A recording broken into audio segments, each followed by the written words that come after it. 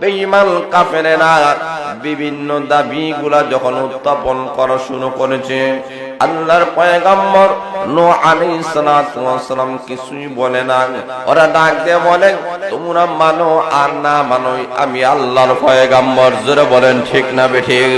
আবার মহান আল্লাহ আমাকে মনোনীত করেন তোমাদের জন্য নবী হিসেবে পাঠিয়েছে।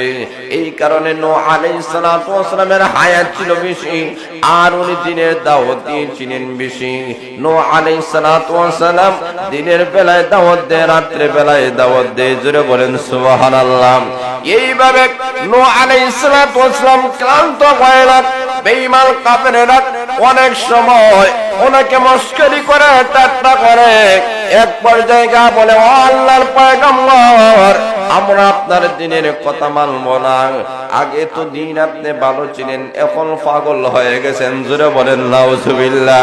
শুধুমাত্র তাই নয়, তারা ডাক দিয়ে বলেন, ওগো আল্লাহর পয়গম্বর, আপনি যদি আমাদেরকে দিনের দাওয়াত দেন, তাহলে আমরা বললাম পাথরের মাধ্যমে আঘাত করে করে আপনাকে দুনিয়া থেকে বিদায় করে দিব। জোরে বলেন নাউজুবিল্লাহ।